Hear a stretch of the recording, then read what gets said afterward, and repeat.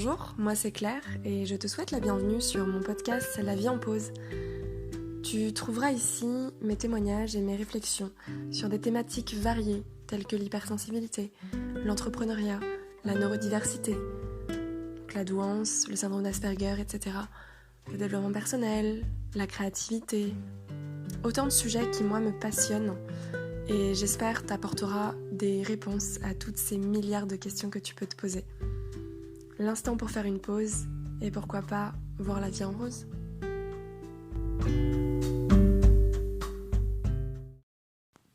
Hello tout le monde, je fais un podcast aujourd'hui, nous sommes le 1er octobre. Ça fait un moment que je n'ai pas publié de podcast parce que je sais plus si j'avais prévenu ou pas d'ailleurs. Mais ça fait ça fait 10 jours que je suis en vacances.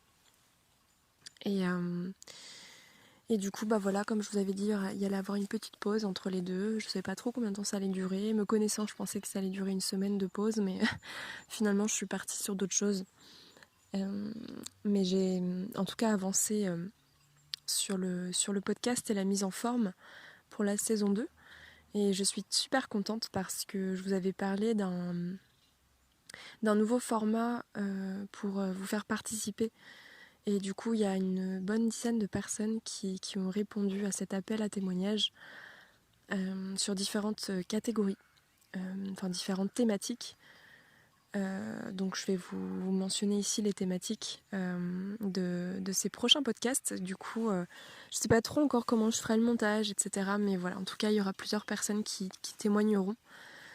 Et j'ai trouvé que c'est par message audio différé, donc c'est pas du direct, c'est pas des interviews, ce sera vraiment moi qui poserai des questions à voix haute et les personnes m'enverront leurs audios en différé. Donc, bref, je vous expliquerai ça, vous verrez de toute façon par vous-même, je pense que ça va être super sympa. Alors je suis désolée pour le bruit, désolée d'un côté, c'est sympa. Je suis en pleine nature dans les Pyrénées ariégeois. Je suis en face de moutons et de rapaces et de corbeaux, je crois que c'est ça qu'on entend. Derrière moi, on va peut-être entendre un peu les cloches d'ailleurs, des moutons. Bref, je m'écarte du sujet. Mais donc les thématiques en fait ça va être sur l'autisme. L'autre thématique c'est sur l'hypersensibilité. Alors j'ai fait le choix en fait de faire des grosses thématiques larges, souvent par rapport aux moteurs de recherche. Quand on recherche des informations sur ce sujet, c'est ce genre de mots qu'on utilise, mais après à l'intérieur de tout ça, moi j'y ai inséré beaucoup de questions très spécifiques. Voilà, je vais essayer de faire quelque chose quand même d'assez concret. De toute façon, les témoignages, je pense qu'il n'y a rien de plus concret. Donc voilà. Et sur la douance. Donc voilà. Et la 4e thématique, en fait, c'est une thématique libre. Donc voilà, c'est les personnes qui choisiront ce podcast libre pourront parler absolument de ce qu'ils veulent. Et je suis en train de voir un aigle et c'est magnifique. Je vous partage en même temps mes petites aventures.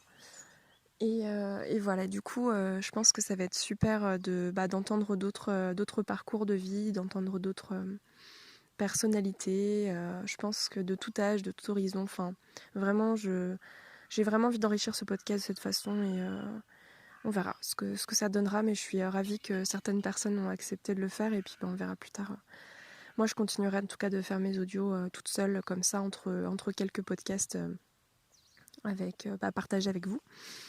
Donc aujourd'hui, je voulais vous parler de l'empathie émotionnelle parce que, en fait, j'ai fait le choix aussi pour cette saison 2 de faire d'être assez active sur Instagram et de vous partager des fois des sondages, des choses comme ça pour vous demander en fait ce que vous aimeriez comme thématique. Donc en fait, tous les mois, je pense que je proposerai 4 thématiques, dont une par semaine, ce qui me permettra de faire un podcast chaque semaine. Podcast ou autre, parce que ce sera soit sous forme de podcast, soit sous forme d'articles de blog, ou de post, ou de story d'ailleurs.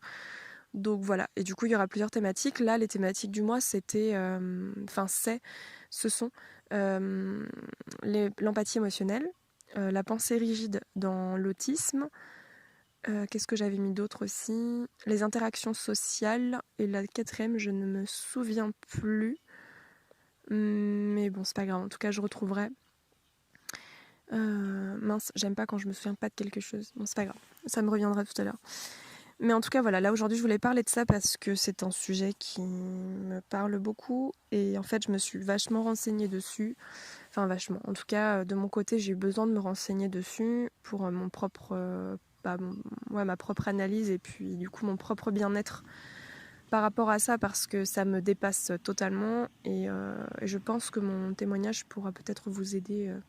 En tout cas, à y voir un peu plus clair là-dedans parce que franchement, pour ma part, c'est un gros bazar. Sans être vulgaire, du coup, voilà. Et en fait, donc, je parle d'empathie émotionnelle. Pourquoi ? Parce que déjà, alors je ne sais plus qui, et je pense que tout ce que je vais citer, je le mettrai en commentaire parce qu'à l'oral, comme ça, j'oublie les noms. Je suis très très nulle à mémoriser les noms et les articles et tout ça, donc ça c'est un peu une cata. Donc je partagerai ça en description. Mais en tout cas, je sais qu'il y a eu des études, des choses de dites en tout cas, sur les différentes empathies. Différentes empathies. Et du coup, on aurait dit empathie. Enfin, je sais pas, j'ai l'impression que c'était un seul et même mot, les différentes empathies. J'essaie d'articuler des fois, mais c'est pas facile. Donc, les différentes empathies. Et en fait, dans les empathies, donc on parle de l'empathie cognitive. Peut-être que certains vont connaître, hein, du coup, mais ce sera pas une nouveauté. Mais en tout cas, moi, ça l'a été. J'ai appris ça il y a quelques mois. Et donc, l'empathie cognitive et l'empathie émotionnelle. Et en fait, ce qui m'a amenée vers cette thématique, c'est tout simplement quand je me suis renseignée sur l'autisme, sur les troubles du spectre autistique, ou voilà, appelez-le comme vous le souhaitez, ou le syndrome d'Asperger, etc. Mais en tout cas, voilà, c'est quand je me suis renseignée sur ces sujets que c'est arrivé, que j'ai pu un petit peu en connaître un peu plus. Et quand j'ai su la différence entre les deux, mais je me suis dit, mais mon Dieu, mais c'est ça. Je comprenais pas en fait pourquoi. Je savais que j'étais quelqu'un d'hyper empathique. Et dans l'autisme, il peut y avoir des fausses croyances, comment on appelle ça, des idées reçues sur l'autisme. Et c'est encore d'actualité, mais quoique ça change quand même pas mal. Il y a des études qui se font petit à petit là-dessus. Et en plus, on parle, enfin, cette idée reçue, je commence à m'en mêler les pinceaux, cette idée reçue, il y a tout qui se mélange. C'est que les autistes n'ont pas d'empathie. Donc on essaie du coup de démonter totalement cette idée reçue là-dessus. En plus, comment dire, c'était presque associé à l'autisme en fait. Genre, t'as pas d'empathie, donc t'es autiste. Donc en fait, on pouvait confondre après sur des troubles psychotiques ou sur la schizophrénie, etc. Enfin, sur des choses qui n'ont rien à voir les uns aux autres, qui peuvent avoir des similitudes sur certaines choses, mais qui finalement n'ont rien à voir. Et du coup, ça a été déconstruit. Et donc là, on comprend en fait que justement les sociopathes ou etc. n'ont effectivement pas d'empathie, mais on parle de l'empathie émotionnelle pour cette catégorie de personnes. Après, je ne veux pas généraliser, mais c'est ce que j'ai compris en tout cas. Alors qu'ils ont une bonne empathie cognitive, et pour l'autisme, c'est l'inverse en fait. Donc en fait, ce qui se passe, c'est que, en tout cas, moi je vais parler de mon expérience encore une fois parce que je ne peux pas parler à la place des autres, je n'ai pas envie de généraliser non plus. En tout cas, dans mon cas, je me ressens hyper empathique d'un point de vue émotionnel. C'est une catastrophe, clairement. En fait, je suis très très sensible, mais comment expliquer ? Du coup, c'est un sujet qui est pas forcément évident d'ailleurs à mettre des mots parce que on parle de ressenti. Et, pour moi, c'est encore difficile. Hein. J'ai 29 ans, mais j'ai encore beaucoup beaucoup de mal à comprendre mes émotions, à y avoir accès et à y mettre des mots en fait. Donc voilà. Et du coup, c'est tout le sujet d'aujourd'hui. En fait, l'empathie. Comment expliquer ?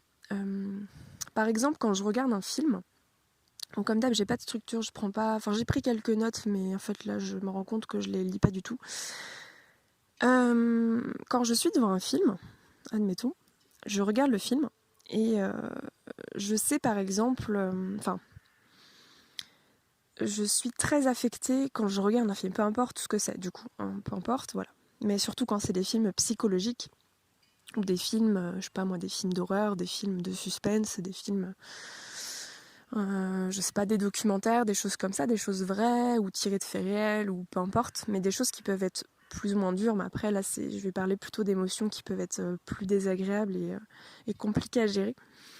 Quand je regarde ce genre de choses, je suis tout le temps, enfin peu importe quoi en fait, je suis tout le temps à la place de la personne. Mais c'est pas une empathie, si vous voulez, où comment dire, j'arrive pas à me dissocier de la personne en fait. Donc quand je regarde un film, je suis totalement dedans, mais vraiment dedans, et j'ai l'impression que c'est la réalité en fait. J'arrive plus du tout à me dissocier.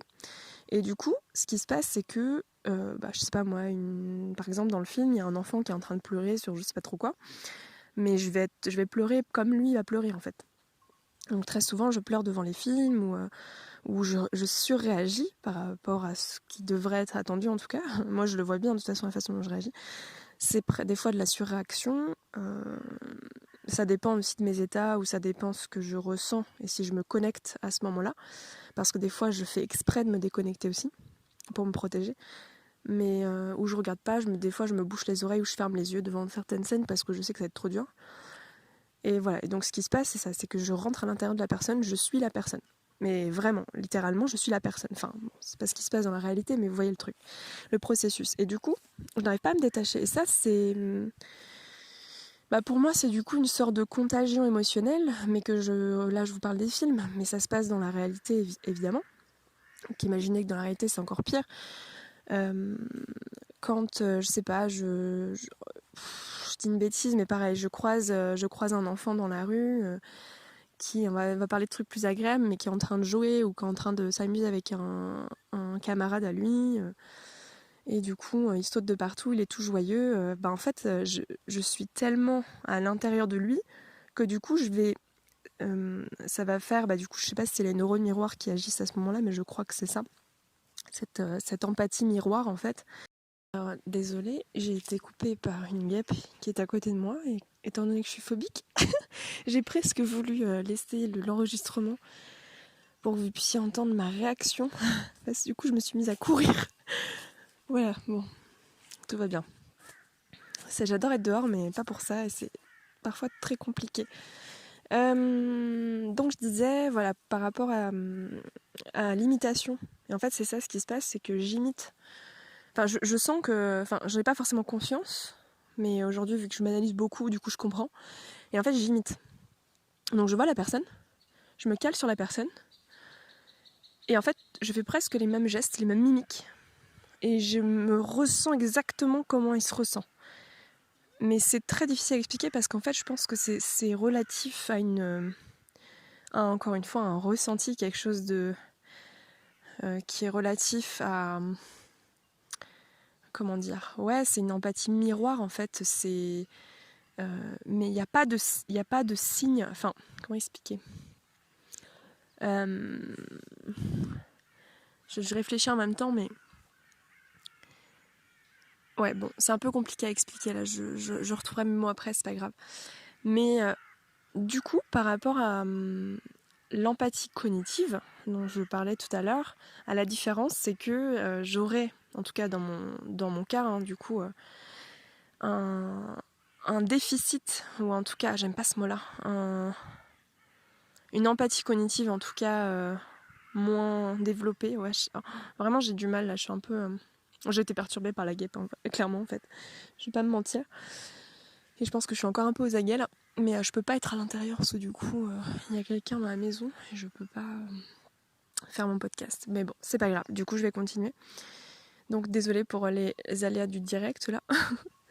Mais voilà, en gros, l'empathie cognitive, en fait, c'est la capacité à visualiser plus ce qui a trait aux expressions du visage, à l'intonation de la voix, en fait, à tout ce qui est non verbal et ou quand on regarde les personnes dans les yeux, ou tous les petits signes ou les codes en fait qu'il peut y avoir entre les personnes.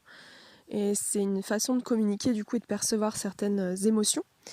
Ou aussi dans la parole, j'imagine, je pense que l'empathie cognitive comment dire, ben voilà, quand on dit je suis triste et que on a le sourire un peu triste, enfin le visage un peu triste, pardon, bah du coup on se met en empathie avec la personne et on va avoir une réaction émotionnelle, une réaction empathique cognitive. Oui, pardon, une réaction empathique cognitive avec cette personne et du coup on peut réagir en fonction. Sauf que moi je me rends compte que je suis pas là-dedans en fait. Pas trop, j'ai pas l'impression que... Je pense que j'ai appris, mais je suis pas totalement calée sur ce genre de réaction parce que je me rends compte que j'ai besoin d'énormément d'éclaircissement. Par exemple, je donne un exemple, j'ai un ami qui n'est pas expressif, qui va pas forcément dire ce qu'il ressent, en fait, ou ce qu'il pense, etc. Et c'est ça, en fait, aussi l'empathie cognitive. C'est une partie de se mettre à la place de l'autre, en fait, pour savoir ce qu'il peut penser, ce qu'il peut croire, etc., son état cognitif du moment.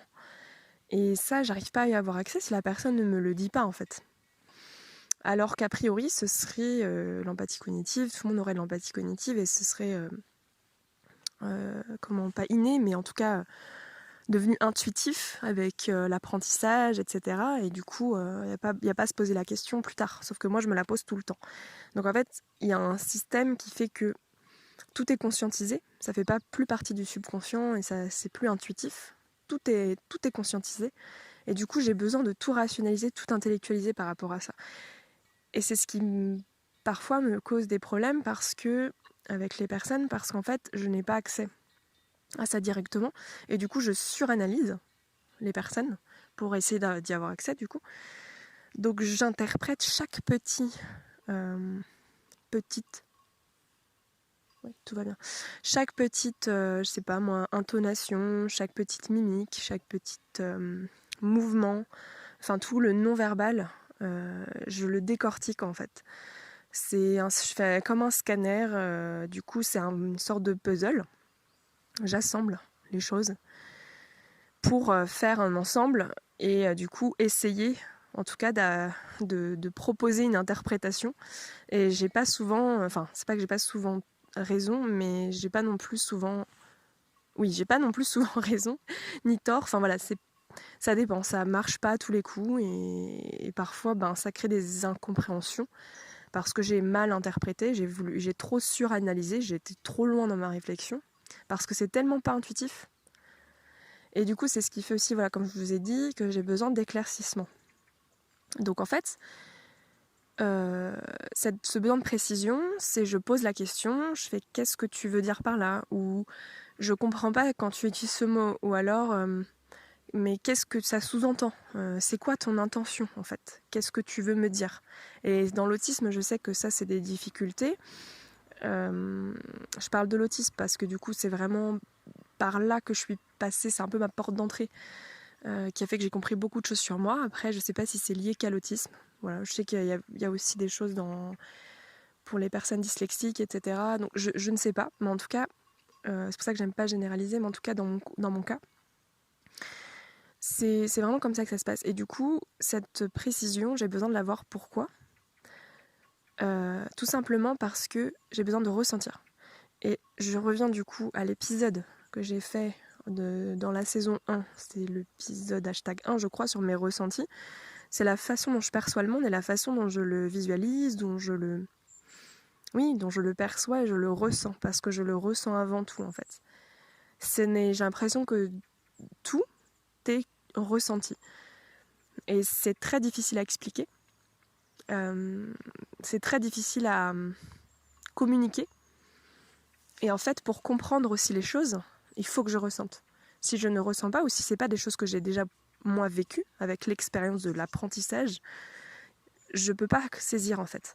Et je peux pas être en empathie avec quelqu'un si je n'ai pas ressenti ou vécu ce qu'elle a vécu. Ou en tout cas quelque chose qui est similaire, qui colle à peu près avec des choses que j'ai déjà vécues. Donc heureusement que dans ma vie, j'ai appris des choses, que j'ai vécu beaucoup d'expériences et que essai-erreur, et que du coup, j'arrive à peu près à avoir une espèce d'idée englobante sur à peu près tout, et que du coup, enfin c'est pas, je dis à peu près tout mais non c'est faux, mais en tout cas sur une globalité, et que du coup j'arrive quand même maintenant à mieux comprendre les gens. Mais ça n'empêche qu'aujourd'hui j'ai encore beaucoup de difficultés, et par exemple à mon ami qui est quelqu'un de très sensible, mais qui n'est pas expressif, et qui intériorise énormément, donc c'est pas, en soi c'est pas un problème, il est comme il est, sauf que du coup c'est impossible pour moi de le comprendre sur des choses, du coup pas sur tout bien entendu, mais je veux dire sur un discours, ou voilà, ou comprendre sa pensée, comprendre ce qu'il veut, c'est quoi son intention, quel est son but, qu'est-ce que tu ressens en fait. Ben là il y a un blocage quoi, je capte rien. Et je sais que moi je peux lui dire des choses, et il me dit mais j'ai pas besoin d'autant de précision. Et je sais qu'à l'inverse, je dis aussi beaucoup de choses avec de la précision. Parce que j'ai l'impression que les autres c'est la même. Enfin, en tout cas avant, j'avais l'impression que les autres c'était pareil. Que les autres avaient besoin d'autant de précision que moi j'en avais besoin. Mais non, pas du tout. Et du coup, là ce qui se passe c'est que. Comment expliquer? En fait. Quand ces personnes, par exemple j'ai une amie aussi qui dernièrement, on a discuté par rapport à ces sujets, et je lui ai expliqué que pour moi c'était difficile, maintenant que je l'ai compris du coup d'où ça venait, j'ai pu mettre des mots dessus, que je lui ai dit que c'était difficile pour moi de comprendre les ressentis de mes amies, ou d'elle en particulier, si elle ne me le disait pas. Si elle me dit pas je suis triste, ou ça va pas, ou que explicitement elle pleure devant moi en gros, ou qu'il y a des choses qui sont très révélatrices, vraiment je suis incapable, je sais même pas comment c'est possible en fait. Je peux pas deviner intuitivement. Donc il faut vraiment, comme j'expliquais aussi, je sais plus dans quel podcast, sur l'intuition versus l'analyse, j'ai l'impression de me retrouver aux deux extrémités, c'est-à-dire être très intuitive dans le ressenti, dans l'émotion, etc., d'être presque beaucoup plus intuitive que certains, et je peux ressentir des choses que même eux ne ressentent pas directement, ou n'ont pas conscience. C'est ce qui fait que je peux être très mal dans une pièce, ou très mal avec certaines personnes, parce que je ressens tout fois mille, et je sais pas l'expliquer. C'est la confusion entre mes émotions et les émotions des autres. Et en même temps, je me retrouve dans l'autre opposé, qui est l'analyse, la suranalyse de tout. Donc pour moi c'est ça, tout est flou en fait. L'analyse, je pense que c'est plus une conséquence de mon incompréhension. Bon, je pars peut-être un peu loin, je sais pas, je vous ai pas perdu en route, mais en gros voilà, l'analyse c'est plus une conséquence de cette intuition qui est difficile à expliquer, du coup qui me met dans un flou, une confusion totale. Et du coup ça me met dans deux pôles extrêmes, et je me retrouve jamais au milieu. Là où j'ai l'impression que tout le monde se retrouve, enfin où la plupart en tout cas se retrouvent, et où n'ont pas besoin comme ça de suranalyser, où n'ont pas cette intuition. Et du coup, ben c'est chaud parce que on est entre deux, et que là avec mon amie que je vous ai expliqué, c'est que je lui ai expliqué ça parce qu'elle est au milieu. Elle n'est pas dans la suranalyse, et elle me reproche parfois, c'est pas méchant je le sais, mais de trop surinterpréter, et parfois je dis des choses, c'est pas du tout ça quoi, enfin je suis complètement à côté de la plaque. Et en même temps, je ressens plein de choses qui sont vraies qu'elle ne perçoit pas tout de suite. Je sais qu'elles sont pertinentes, mais c'est des infos qui sont difficiles, que eux-mêmes n'ont pas accès en fait. Ça qui est bizarre en fait. Mais bon, bref. Et du coup, quand la personne, c'est ce que je lui ai expliqué à cette fille-là, à cette amie, c'est que j'ai besoin qu'elle m'explique, ou je lui ai pas dit qu'elle le pleure devant moi comme ça, parce que voilà, mais juste au moins qu'elle mette des mots. Et du coup, dès le lendemain, chose que du coup j'ai appréciée parce qu'elle a, je pense, entendu mon message. Elle m'a envoyé un message pour me dire, voilà, je vais pas vous raconter sa vie, mais du coup elle m'a mis le mot attristé. Donc elle était attristée. Donc elle m'a verbalisé son état émotionnel par message, par texto. Et ce qui fait que là, je me suis pas sentie en empathie, c'est-à-dire j'ai pas ressenti, parce que j'étais pas dans le ressenti, j'étais pas à côté d'elle. Mais quand elle m'a dit je suis attristée, du coup j'ai compris, ok, elle est triste, donc c'est une émotion pas forcément agréable, donc je vois à peu près ce que c'est que d'être triste, enfin je vois très bien ce que c'est que d'être triste, mais du coup voilà, qu'est-ce qui se passe? Donc par réaction, à peu près ce que les personnes attendent et ce qui moi est pas logique et comment dire et intuitif. Je me suis dit tiens, c'est que là elle veut que je l'appelle peut-être parce qu'elle ne va pas bien, elle est triste. Du coup j'imagine que ce qu'elle attend elle en retour c'est ça, que je l'appelle. Parce que du coup, c'est ce qu'on avait dit la veille, et moi je l'avais expliqué de mes problématiques, elle m'a expliqué ses problématiques à elle, vis-à-vis de moi. Elle m'a dit, voilà, tu manques, je trouve, de réciprocité sociale.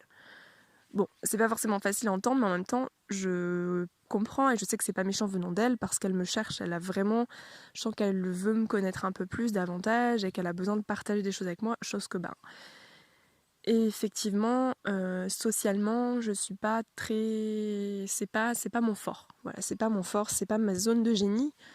Je suis un peu maladroite en fait. Et je me rends pas compte de ce que les gens attendent. Ce que la plupart des gens attendent socialement, et moi je suis vraiment à côté quoi.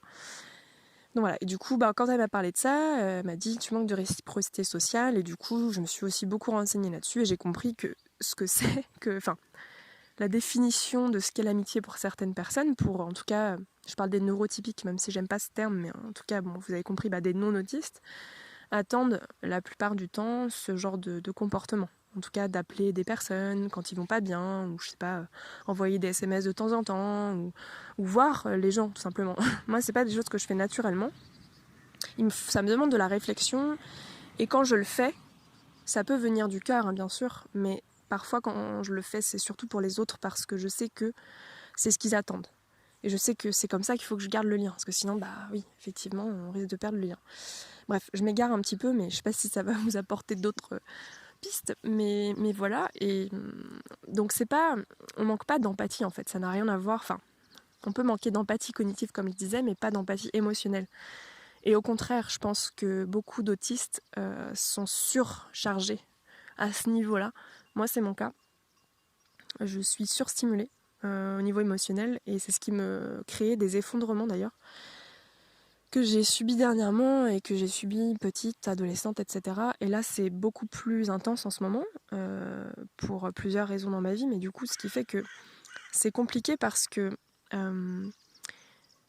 comment dire, on a, quand on a de l'hyper-empathie, du coup, pas mal d'ailleurs de personnes vont inhiber, vont se protéger. Alors, je sais plus, ça a un nom, ça a même plusieurs noms dans différentes choses dont on parle. Je regarde autour de moi, tout va bien. Et du coup, des personnes vont tellement se défendre, moi ça m'arrive dans certains cas, donc on coupe en fait. C'est déconnexion. Et moi ça m'arrive des fois quand je suis surmenée, ou surchargée en tout cas à ce niveau-là, au niveau émotionnel. Et je coupe totalement. Mais en fait je parais complètement stoïque. Je réponds plus rien, il n'y a plus rien qui m'atteint. On me dit quelque chose, si quelqu'un pleure devant moi, je ressens rien en fait. Et ça, moi je trouve que c'est pas super d'arriver à ce stade. Après, je pense que certaines personnes, chacun le gère, voilà, comme il peut. Et puis du coup, quand on le gère de cette façon-là, c'est une façon de se protéger aussi. Et moi, je comprends en fait les personnes qui, de toute façon, c'est assez automatique, assez inconscient finalement quand ça se passe. Mais je comprends les personnes qui finalement deviennent comme ça parce que c'est trop en fait. Des fois, quand on voit des gens qui paraissent insensibles, très souvent, je parle pas dans tous les cas, mais en tout cas dans mon vécu de mon côté, très souvent ça a été le cas de personnes très très sensibles. Visuellement, de l'extérieur, on a l'impression qu'elles sont un peu insensibles, en tout cas qu'elles ne ressentent pas grand chose, mais en fait à l'intérieur ils ont tout verrouillé, tout est verrouillé, mais c'est d'une sensibilité extrême. Enfin moi du coup vu que je ressens, je ressens que la personne elle est très très très sensible, et du coup elle s'est, je pense depuis un moment, blindée quoi. Donc voilà, et du coup je voulais parler de ça parce que faire un peu la différence entre l'empathie émotionnelle et l'empathie cognitive, et je sais pas si vous avez bien compris du coup la différence.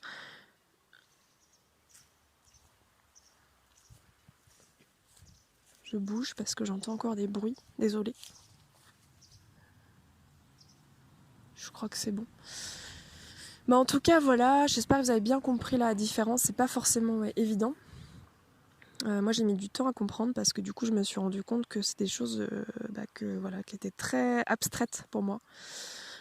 Et en plus de ça, c'est que les émotions, au-delà de l'empathie, donc de la réciprocité, de l'effet miroir avec les autres, il y a avant tout aussi les émotions pour soi, qu'il s'agisse des autres ou pas, mais de soi-même. C'est quand je vous parlais de confusion, moi c'est ça le problème en fait aussi, c'est que mes émotions, c'est, j'arriverais même pas à définir en fait. C'est très, déjà j'ai beaucoup de mal à les gérer. Mais pourquoi ? Parce qu'en fait j'ai l'impression de pas avoir accès directement à l'émotion. Enfin, c'est comme si il y avait un ressenti, il y a une réaction émotionnelle, mais impossible de savoir d'où ça vient. Enfin, très souvent. Impossible de savoir le déclencheur, d'où ça vient, ou conscientiser l'émotion. Donc c'est-à-dire comprendre l'émotion. Ça c'est de la tristesse, ok, ça c'est de la colère, mais pourquoi je suis en colère ? Enfin, qu'est-ce qui s'est passé ? Et puis des fois la colère, c'est de la colère déguisée, derrière il se cache autre chose. Enfin, moi très souvent j'exprime ma colère en allant bouder dans mon coin, dans mon lit, en restant en boule comme ça, à plus parler quoi. Par exemple, c'est pas forcément une réaction que les gens attendent de la colère. Ou alors, quand je suis en colère, je vais pleurer. Donc on peut penser que c'est de la tristesse, pas du tout en fait. Enfin, chez moi, c'est pas du tout comme ça. Je sais pas, il y a plein d'exemples comme ça. Du coup, c'est très difficile pour moi aussi de comprendre puisque le référentiel, on va dire, des non-autistes, ou en tout cas des personnes plus dans la norme, c'est-à-dire la majorité des personnes, ont un référentiel commun avec, voilà, la joie c'est ça, la colère c'est ça, etc., etc., etc. Et ils se comprennent entre eux parce qu'ils ont le même langage corporel, verbal, etc., les mêmes codes aussi. J'ai l'impression que vraiment le monde de l'autisme ou peut-être aussi des atypiques dans le sens large finalement, c'est un peu deux mondes qui se comprennent mais pas trop quand même, parce que j'ai l'impression que finalement si les neurotypiques, atypiques avaient été une majorité dans le sens, une norme dans le sens de la majorité, c'est peut-être les autres qui se seront sentis handicapés ou qui auront eu beaucoup de difficultés à nous comprendre s'ils vivaient dans un monde comme le nôtre en fait. Clairement, je sais pas trop comment ça se passerait du coup de l'autre côté, mais je pense que les incompréhensions pour moi sociales ou dans la communication autre, on dit que les autistes ont des difficultés dans la compréhension, mais mais eux aussi, ils n'arrivent pas à nous comprendre en fait. Enfin, je veux dire, ça va dans les deux sens, donc je pourrais dire aussi que une personne non autiste va pas forcément me comprendre. Donc pourquoi ce serait pas elle qui aura une difficulté dans mon référentiel en fait. Et du coup, justement, j'ai un petit peu, je vais terminer là-dessus, mais parce que je pense que j'en reparlerai de toute façon. J'ai fait pas mal de petites découvertes personnelles dernièrement. Je pense que je partagerai pas ça ici dans la découverte parce que ce serait super long. Donc si vous avez envie d'en savoir plus, contactez-moi en privé, par mail là ou sur Instagram. Mais non, ce serait beaucoup trop long. Mais en tout cas, c'est un outil que maintenant que j'ai saisi, que j'ai intégré dans ma tête, que j'ai compris et que j'ai dû créer toute seule par justement toutes ces analyses, etc. Enfin, ces réflexions, j'ai eu besoin de schématiser. Et en fait, j'ai eu peur encore. En fait, ce qui se passe, c'est que par rapport aux émotions, en cherchant toute seule, et j'ai pas terminé, clairement. Et je pense que j'aurais fait d'ailleurs un raccourci si j'avais été fouiner un peu dans l'autisme et des outils. Mais bon, c'est pas grave, du coup, ça me permettra d'en créer d'autres. Je sais pas trop. Mais en tout cas, j'ai compris qu'en fait, mon référentiel par rapport aux émotions se traduisait par... était beaucoup plus simple à comprendre par des couleurs. Et comment dire, ça a été juste évident pour moi, en fait, parce que du coup, ce qui va être aujourd'hui beaucoup plus facile, c'est par exemple de mettre la couleur et les symboles, du coup. Par exemple, de mettre, quand je suis en colère, vu que je ne sais pas encore que c'est de la colère, je ressens quoi, en fait ? Et du coup, en fait, automatiquement, je vais me dire, je ressens du rouge. ok, le rouge, ça symbolise quoi pour moi en fait? Et du coup, il faudrait que j'arrive excusez-moi, il faudrait que j'arrive à trouver une sorte d'outil qui me permettrait d'englober mon propre référentiel sur les couleurs, à quoi ça correspond, quels sont les symboles que je mettrais dedans, à quoi ça me fait. Voilà. Et après, d'avoir la traduction en gros pour les non-autistes, en gros. Enfin, je sais pas comment expliquer, mais pour qu'on puisse bien se comprendre et que du coup, eux aient aussi mon référentiel derrière. Parce que voilà, moi, dire je suis en colère, ça peut être vraiment très complexe, très abstraite et ça me parle pas. Mais dire voilà, je suis rouge aujourd'hui, c'est paraît un peu bête, mais non. Enfin, moi, ça paraît. Comme je sais plus si j'avais expliqué, mais depuis toujours, je pense, même si je l'ai conscientisé que dernièrement, je vois les gens en couleur. C'est pas. Enfin, je sais pas, il y a des sens qui se mélangent. On parle de synesthésie, mais après, je sais pas exactement. Dans mon cas, mais je pense que c'est clairement ça en fait. De ressentir, de mélanger les émotions avec les couleurs par exemple, ou avec les sons, parce que ça, pour moi, ça a aussi une texture, un son, les émotions, de mélanger ou des symboles, voilà, avec les émotions ou avec les gens. Les gens, je les perçois vraiment en mode comme des couleurs, et des fois des nuances de couleurs, ça peut être très très précis, et puis du coup ça symbolise des choses pour moi, et c'est beaucoup plus facile d'avoir accès à l'énergie de la personne directement, ou l'état émotionnel de la personne, etc.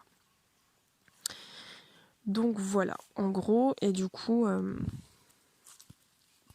pour résumer, donc je pense que j'ai peu d'empathie cognitive, enfin en tout cas, aujourd'hui je m'en sors par ma suranalyse et l'intellectualisation de tout, et mon expérience, mon apprentissage, donc ma mémoire finalement, d'apprentissage par rapport à ça. Mais bon, ça peut être un peu compliqué, et par contre j'ai énormément d'empathie émotionnelle, et je voulais aussi expliquer un petit exemple qui est parlant, je pense. C'est que par exemple, si quelqu'un, ça m'est arrivé il y a pas longtemps, c'est pour ça, quelqu'un fait tomber, je suis alors je passe à côté d'un restaurant, et en fait c'est arrivé, il y avait une table de 4 je crois, enfin bref, j'étais en train de discuter avec un ami, moi je passais devant. Et sur cette table de 4, il y a une fille qui fait tomber sa serviette par terre. Et j'ai réagi avant même qu'elle réagisse, elle. Donc ma tête, elle a fait fou. Elle s'est retournée, et j'étais choquée en fait. J'étais en mode voilà, mince, ma serviette est tombée en fait. Et je me suis mise dans la place, dans la peau de la personne. Et ça, c'est vraiment. C'est une petite anecdote, mais ça m'arrive tout le temps. Et du coup, mon ami, il a halluciné. Il m'a dit, mais attends, mais. Ça l'avait même choqué d'avoir vu ça. Ça l'avait marqué en tout cas, parce que ça faisait pas longtemps qu'on se connaissait en plus. Il m'avait dit, mais c'est fou, t'es hyper empathique quoi. Enfin, waouh quoi. Et donc, oui, donc des fois, c'est vrai que ça peut être un peu perturbant. Donc, heureusement, personne m'a vu, mais parce que du coup, après, ça demande du contrôle de soi. De pas en plus se montrer, parce que du coup, ça peut être paru super bizarrement quoi. Donc voilà, mais en tout cas, c'est juste pour dire que, en gros, dès qu'il y a une réaction émotionnelle, ou même avant que la réaction se déclenche, je me cale complètement sur la personne, et c'est là que je réagis et que je ressens. Ou alors je ressens même sans réaction. Il peut y avoir des réactions émotionnelles qui sont pas expressives, si vous voulez. Ça peut être juste une réaction, mais intériorisée, que je peux percevoir à un moment donné, juste un signe qui va me donner une information, et que je vais ressentir tout de suite en fait. Et des fois même je ressens des choses, je sais pas du tout d'où ça vient, et bon, ça c'est grosse énigme du coup. Mais c'est ce qui fait aussi que quand je parle à des amis, par exemple, ou à de la famille, admettons je parle à mon petit frère, et je suis en train de lui parler d'un sujet en ce moment qui m'attire particulièrement, enfin en tout cas qui me prend beaucoup d'énergie et de temps, parce que j'adore je suis presque obsédée par ce sujet, par exemple l'autisme. et du coup, on peut parler d'intérêts spécifiques, et en fait, je suis dans ma bulle, je suis dans mon truc, voilà. Et c'est vrai que moi, je passe beaucoup de temps sur ce sujet en ce moment. Et je peux du coup en parler absolument tout le temps. Donc en fait, quand je vois des personnes, je peux pas m'empêcher d'en parler. Je sais pas, il y a forcément un mot, une phrase ou quelque chose qui va me faire penser à ça. Et du coup, voilà, ça y est, c'est parti quoi.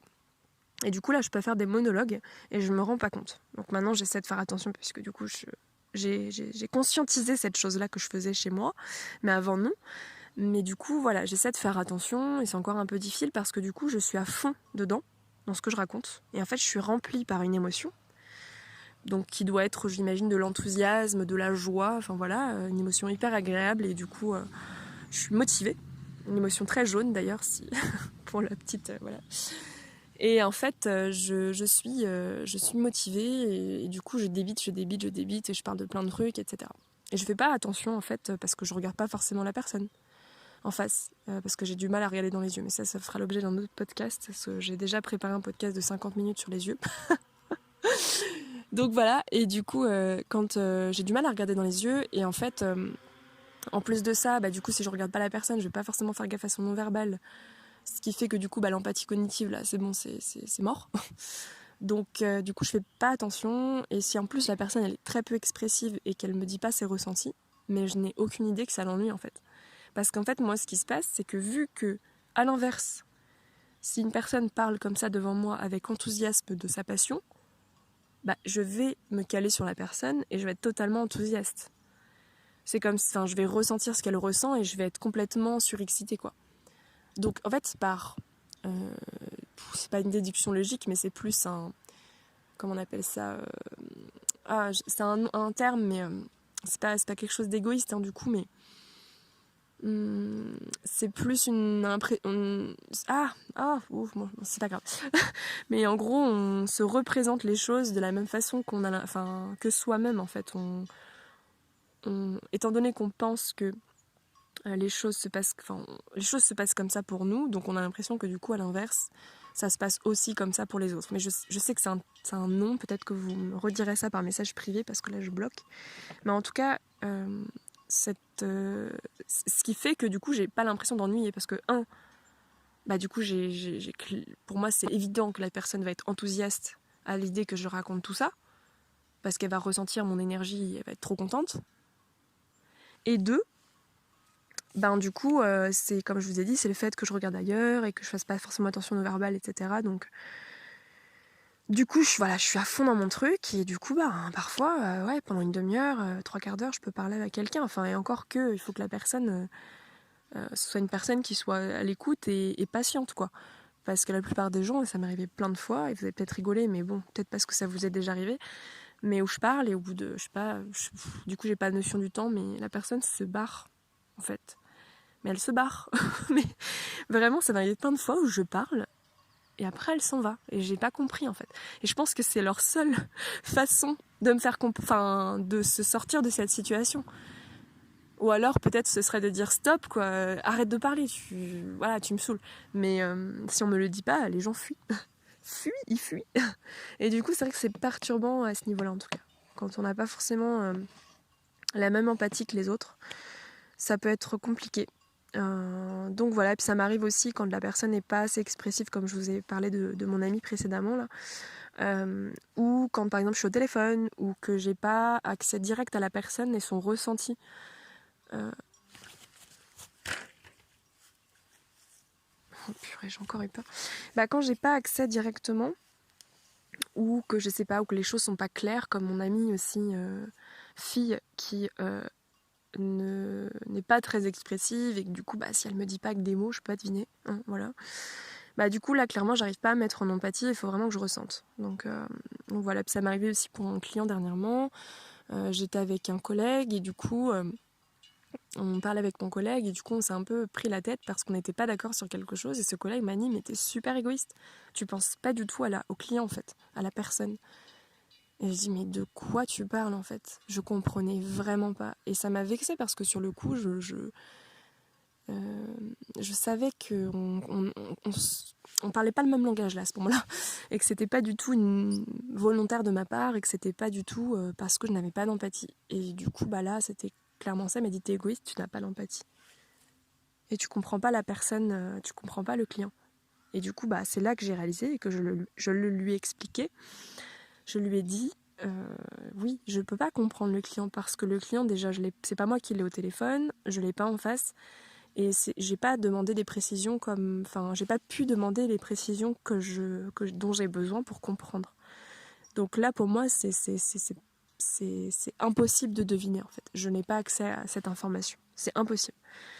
Donc, comment comprendre quelque chose dont on n'a pas accès? C'est juste, c'est pas un manque de volonté.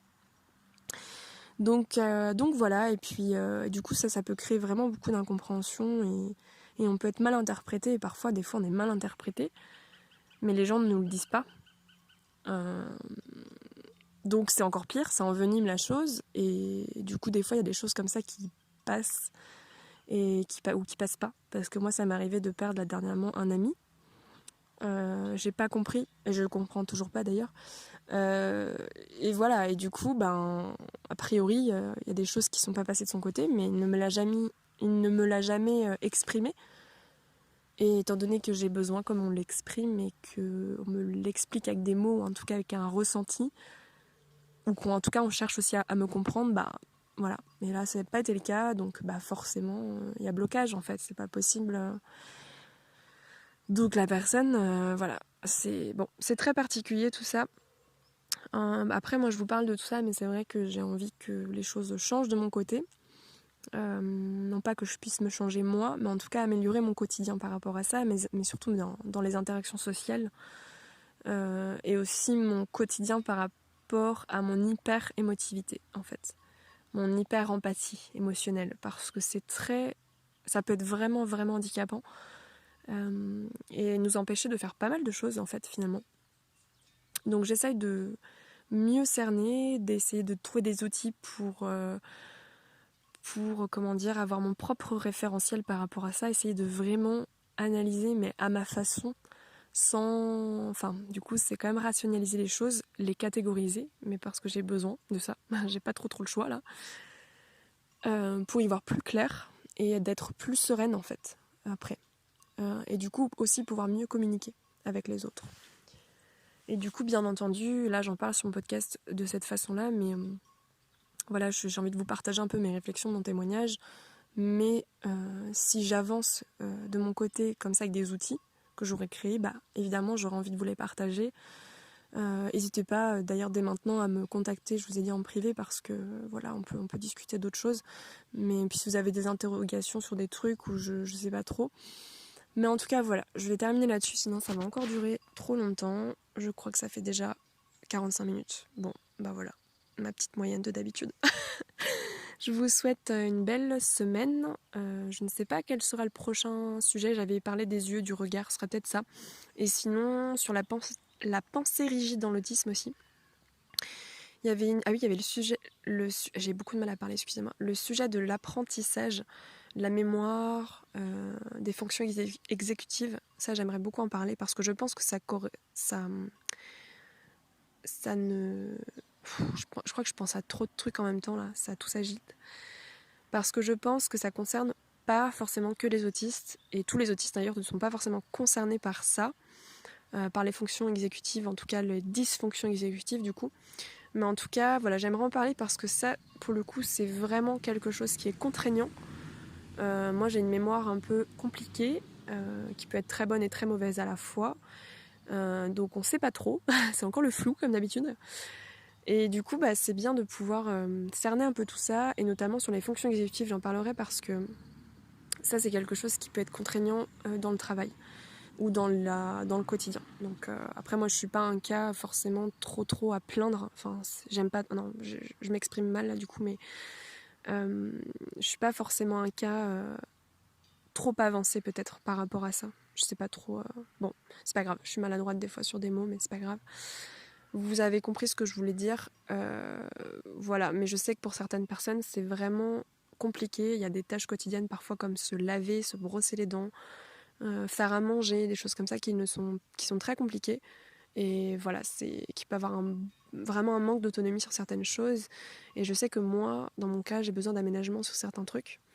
Mais je les crée moi-même. Donc finalement, avec la force des choses et puis avec finalement tout ce que j'apprends, tout ce que je fais, je pratique, etc. Tout sort de moi, mais ça m'empêche que j'ai eu quand même besoin d'accompagnement et de personnes dans mon entourage qui m'aident.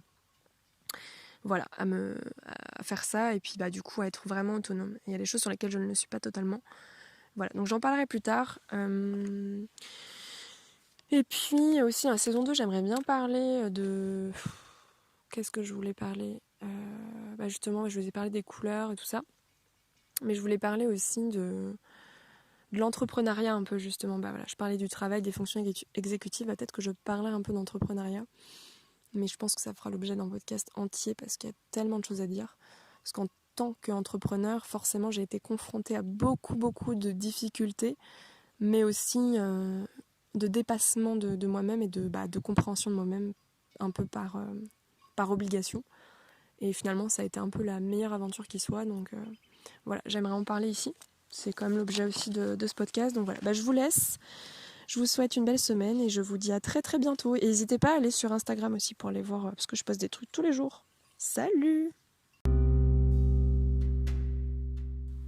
Si t'as aimé ce podcast, je te laisse me mettre un petit commentaire si c'est possible. Sinon, tu peux toujours m'envoyer un message vocal. J'ai aussi laissé mes coordonnées, mon adresse mail, mon Instagram et également l'adresse de mon blog Cocktail.